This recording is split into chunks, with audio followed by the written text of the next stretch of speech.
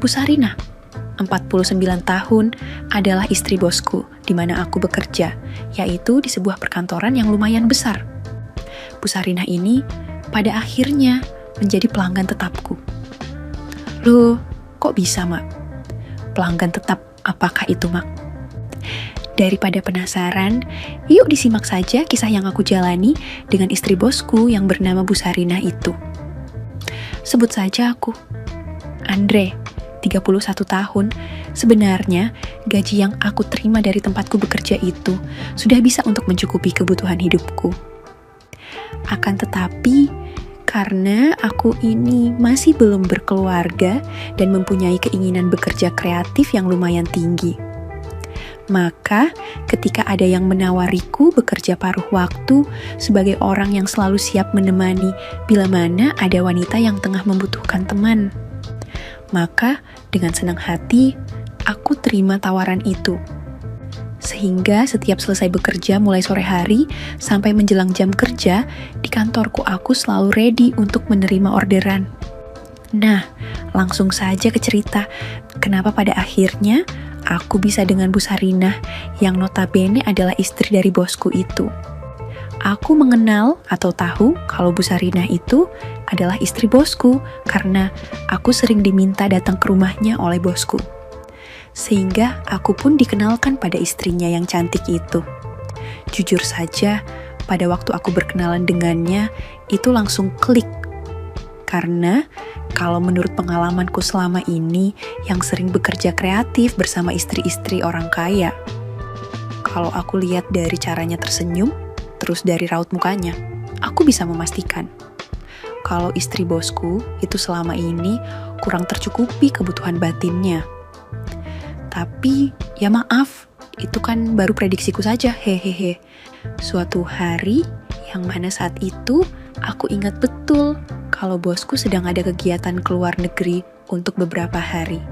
Malam itu, aku tengah menunggu orderan dari perantara yang biasanya memberiku order untuk memberikan hiburan khusus untuk wanita kaya.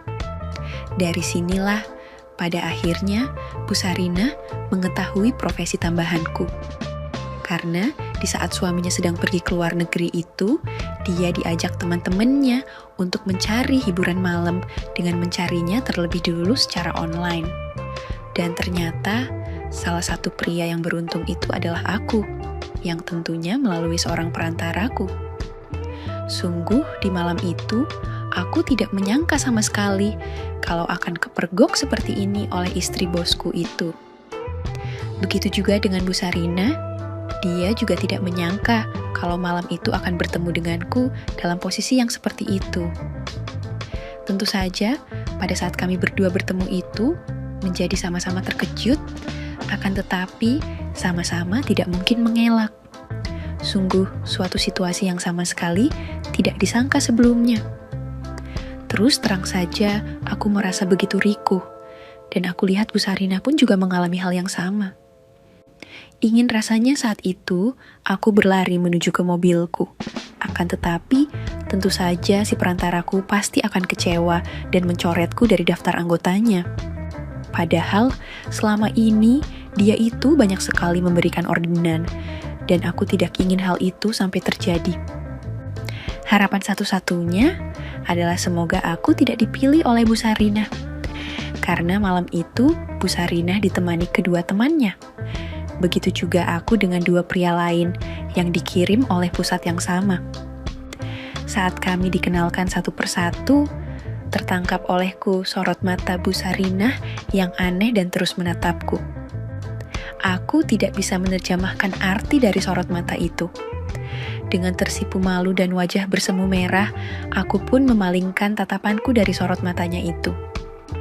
Karena aku tak sanggup meladeni tatapan yang terasa sangat aneh itu. Akan tetapi, beberapa saat kemudian, tanpa memberi kesempatan pada teman-temannya, tahu-tahu Bu Sarinah langsung memilih aku. Hal itu tentu saja membuatku semakin bertambah rikuh. Rasanya tidak mungkin banget aku akan melakukannya dengan orang yang selama ini aku kenal sebagai seorang istri dari bosku. Bagaimana nantinya? kalau sampai aku dilaporkan pada suaminya dan di PHK.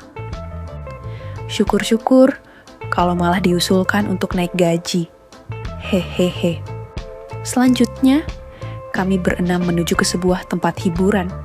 Sepanjang jalan aku dan Bu Sarinah terdiam tanpa bicara, berjuta perasaan berkecamuk dalam pikiran kami masing-masing. Kami berdua sama-sama tidak tahu harus memulainya dari mana. Sungguh berbeda dengan kedua temannya yang banyak canda dan tawa dengan kedua teman seprofesiku itu. Aku tahu bahwa aku harus bertindak profesional, tapi dalam hal ini perasaan tetap memegang peranan yang besar itu. Akan tetapi, keadaan kami berdua yang seperti itu sedikit tertolong, karena saat itu Bu Sarinah memintaku untuk nyetir BMW-nya, sehingga kekakuan kami tidak terlalu terbaca oleh teman-temannya. Mereka pasti berpikir kalau Bu Sarinah diam saja itu karena tidak mau mengganggu konsentrasiku yang sedang nyetir. Apalagi kan di bangku belakang itu teman-temannya sedang asik sendiri-sendiri, hingga sampailah kami semua di tempat hiburan yang dituju. Suasana yang asik di tempat itu masih saja tidak mampu mencairkan kekakuan di antara kami berdua. Bahkan pada saat terdengar lagu kesukaanku pun tetap saja tidak mampu menggerakkan kakiku untuk melangkah melantai. Begitu juga dengan Bu Sarinah yang masih juga tidak berani untuk mengambil inisiatif mengajakku melantai. Kalau saja Bu Sarinah mengajakku, pasti aku tidak kuasa untuk menolaknya. Tapi hal itu masih tidak terjadi. Sementara itu, teman-temannya yang ditemani teman seprofesiku terlihat semakin asik saja. Pukul 1 pagi, kami berenam pun meninggalkan tempat hiburan itu dan menuju ke sebuah hotel yang hanya bersebelahan dengan tempat itu. Ketika kami semua memasuki kamar masing-masing, kekakuan di antara aku dan Bu Sarinah pun masih saja berlanjut. Bahkan terasa semakin membeku. Aku tidak tahu harus memulainya dari mana. Karena malam itu, aku benar-benar dilema. Satu sisi, aku harus profesional. Sementara di sisi yang lainnya, aku juga tidak mau dipecat dari tempat kerjaku. Andre, aku nggak nyangka kalau kita bisa bertemu dalam keadaan yang seperti ini. Itulah kata-kata pertama yang ditujukan padaku sejak ketemu 4 jam yang lalu. Saya juga, Bu. Jawabku singkat. Keringat dingin mulai membasahi telapak tanganku itu. Adalah kebiasaanku kalau dalam keadaan gugup. Selanjutnya gimana nih? Tanya Bu Sarinah. Entah berpura-pura atau memang karena rikuh. Terserah ibu saja, saya ikut. Tapi tolong Bu, jangan sampai suami ibu tahu. Bisa-bisa saya dipecat olehnya. Kamu ini bagaimana sih Andre? Justru ibu yang minta tolong sama kamu, jangan sampai suami ibu tahu masalah ini. Kalau sampai ibu dipecat dari istrinya, ibu mau kemana? Akhirnya, kami berdua pun saling berjanji untuk merahasiakan pertemuan pertama kami di malam itu. Selanjutnya, Bu Sarinah beranjak dari tempat duduknya menghampiriku. Dia duduk di sampingku. Deg-degan sekali kala itu, padahal hal semacam ini bukanlah yang pertama bagiku. Bahkan mungkin sudah ratusan kali, akan tetapi malam ini memang sangat istimewa. Perlahan tapi, pasti Bu Sarinah pun memberitahu apa yang sebaiknya aku kerjakan saat itu. Aku yang sudah berpengalaman dalam hal yang satu itu pun tentu saja merasa yakin kalau akan mampu memberikan pada Bu Sarinah apa yang malam ini dia butuhkan. Yang sepertinya prediksiku waktu itu benar adanya, kalau Bu Sarinah kekurangan dalam masalah kerja kreatif dari Pak Bosku itu. Buktinya, malam ini dia mencarinya secara online. Apalagi kalau boleh jujur, pada perkenalan pertamaku dengan Bu Sarinah ini, aku juga merasa begitu suka dan tertarik padanya. Akan tetapi, pada saat itu mana aku berani. Sedangkan, malam ini, Bu Sarinah malahan memberikan peluang itu padaku sebebas-bebasnya. Mana bisa aku biarkan begitu saja? Menit-menit selanjutnya terlupakan sudah siapa Bu Sarinah sebenarnya, dan terlupakan sudah Pak Bosku. Aku telah kembali berada dalam duniaku, seorang pria yang sedang bekerja secara profesional untuk memberikan apa yang dibutuhkan oleh pelanggan. Sementara, itu harus aku akui, kalau ternyata Bu Sarinah seorang wanita yang sabar dan romantis. Akan tetapi, baru saja aku bersiap untuk melanjutkan pada tahap yang intinya itu, tiba-tiba terdengar bunyi telepon. Dengan agak malas, Bu Sarinah pun mengangkat telepon itu. Rupanya, temannya telah lama menyelesaikan kerja kreatif, padahal kami berdua baru saja akan mulai. Teman Bu Sarinah itu menanyakan padanya, apakah akan melanjutkan hingga pagi. Sebelum menjawab, Bu Sarinah pun menanyaiku dan aku jawab, kalau terserah dia saja, akhirnya diputuskan untuk nginap. Selanjutnya, dengan sedikit ngomel pada temannya itu karena sudah mengganggu acaranya, Bu Sarinah segera menutup telepon itu dan memberikan kode agar aku segera melanjutkan yang sempat terjeda itu, akan tetapi kami harus mulai lagi dari awal. Kali ini sudah tidak ada lagi keraguan di antara kami berdua. Ketika aku menatapnya, ternyata Bu Sarinah pun juga menatapku dengan penuh perasaan. Entahlah, tidak seperti pada pelangganku yang lainnya, kali ini aku benar-benar merasakan satu perasaan aneh yang menyelimutiku.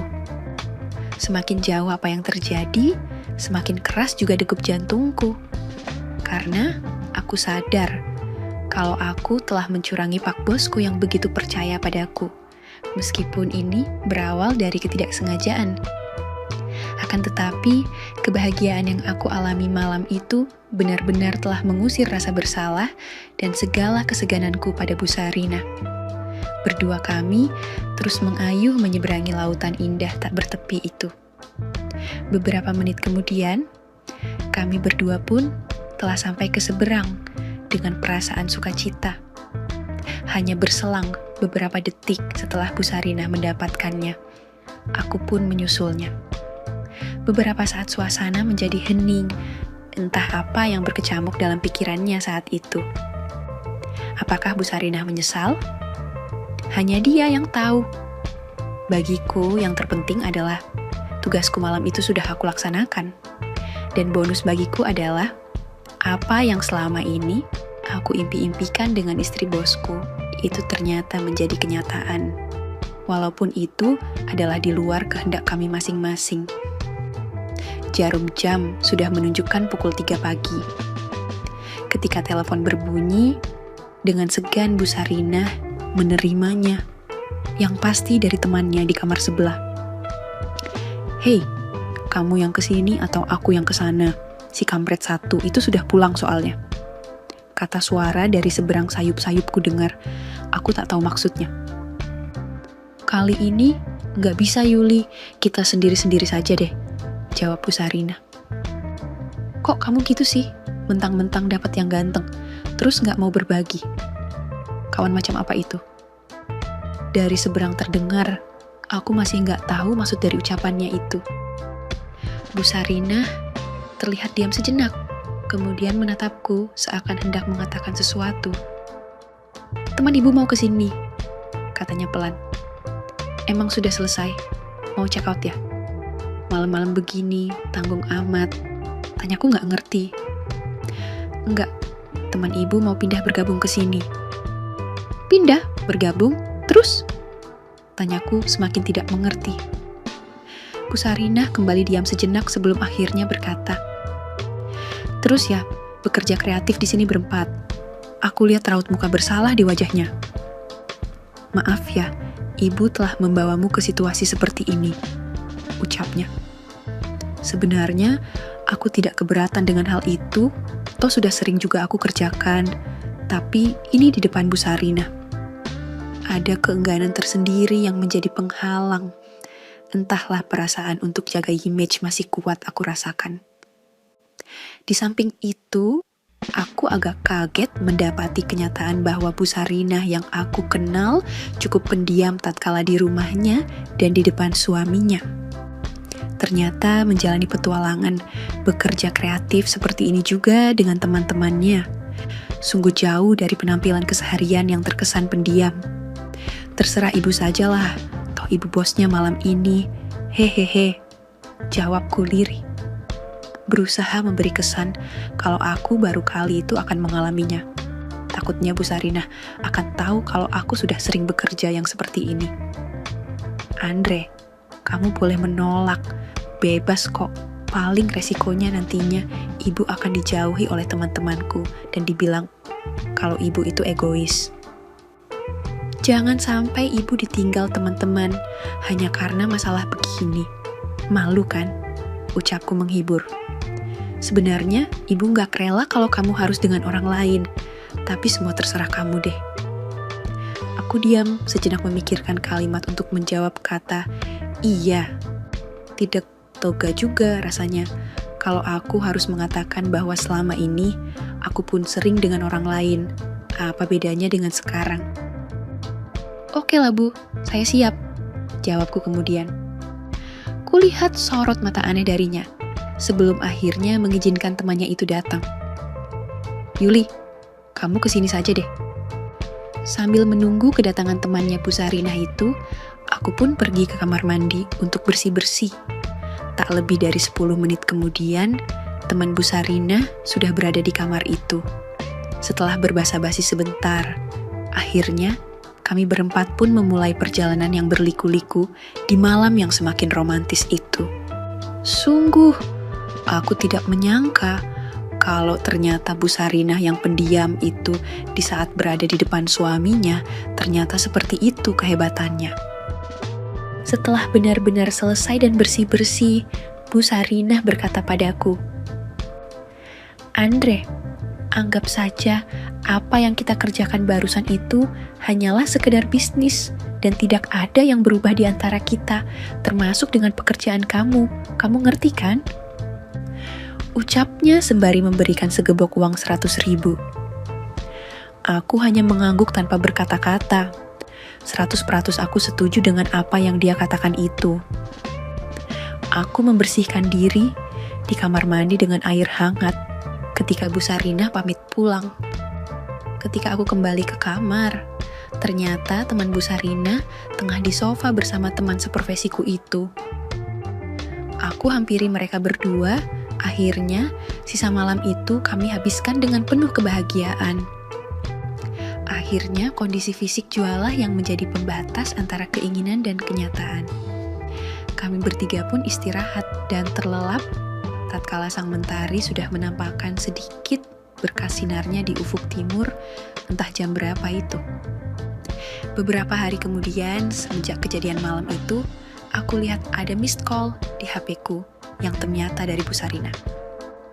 Halo Bu, sapaku. Andre, ketemu yuk, kangen nih, ucapnya dengan suara memelas. Wah, pasti dia lagi ada maunya, dan aku yakin kalau maunya itu tidak jauh dari urusan kerjaan kreatif. Tapi, memang tidak dapat aku pungkiri kalau aku pun juga merindukannya. Setelah sedikit berpura-pura menolak, dan dia terus merajuk, akhirnya aku sanggupi permintaannya itu.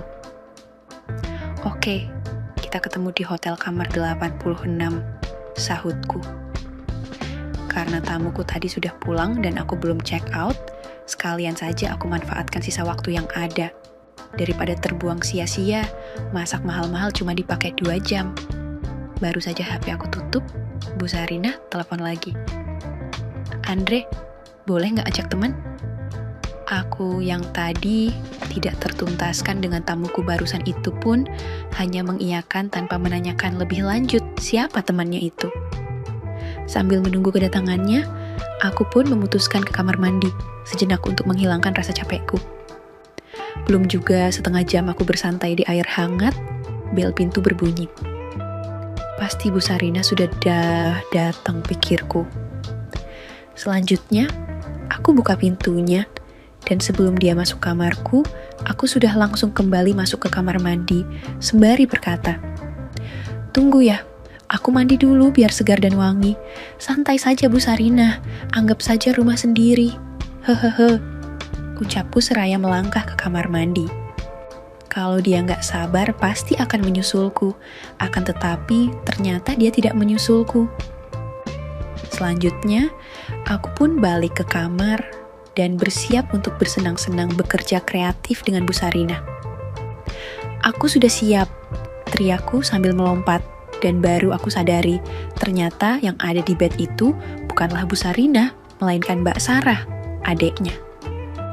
Sehingga aku memutuskan untuk menghindar, akan tetapi sudah terlambat. Andre, gak usah kemana-mana lagi. Aku selalu menginspirasikan kamu sejak diceritakan oleh Mbak Sarinah tempo hari.